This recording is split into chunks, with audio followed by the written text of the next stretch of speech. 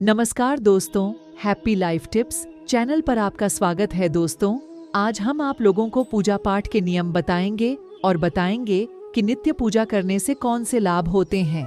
इसके अलावा और भी कई ऐसी चीजें बताएंगे जिनको जानने के बाद आपको रोज पूजा करने में कभी भी कोई भी दिक्कत या अड़चन नहीं आएगी और आपको उस पूजा का फल भी प्राप्त होगा।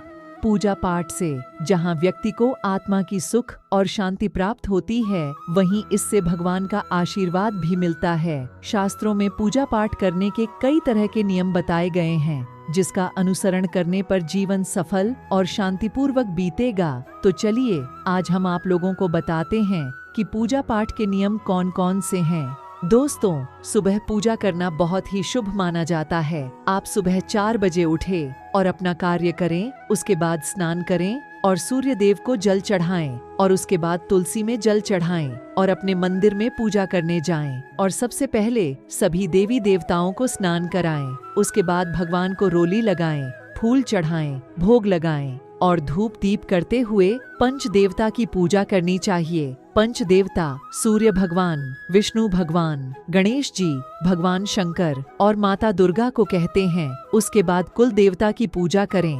उसके बाद अपने पूर्वजों की पूजा करें और आरती कर ले। हमें रोज की पूजा ऐसे ही करनी चाहिए।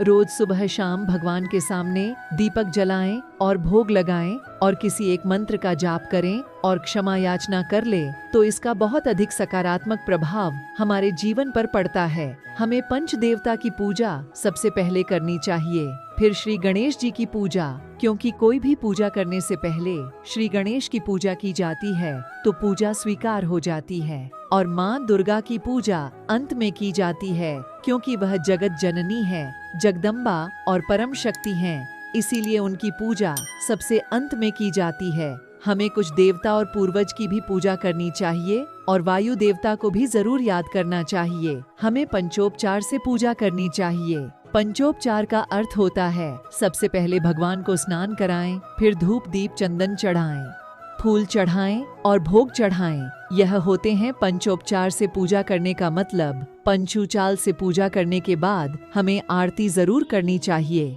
उसके बाद क्षमा याचना जरूर करनी चाहिए, क्योंकि हम चाहे जितनी भी विधि विधान से पूजा क्यों न कर लें, उसमें कुछ न कुछ छूट ही जाता है। इसलिए क्षमा याचना जरूर करना चाहिए।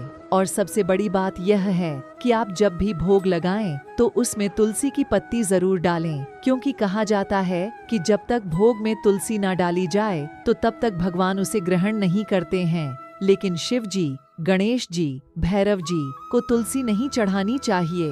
बिना स्नान करें तुलसी को तोड़ना और छूना नहीं चाहिए। दोस्तों, जैसा कि आज हमने आप लोगों को बताया कि पूजा पाठ के नियम क्या है, तो आप लोगों को यह वीडियो देखने के बाद समझ में आ गया होगा कि पूजा पाठ करने के नियम कौन कौन से हो सकते हैं। अगर आप लोग इन नियमों को अपनाते हैं तो आप रोज की पूजा बहुत अच्छी तरीके से और विधि विधान से संपन्न कर सकते हैं। अगर हमारे द्वारा दी गई यह जानकारी आपको पसंद आई हो तो इसे लाइक, शेयर जरूर करें।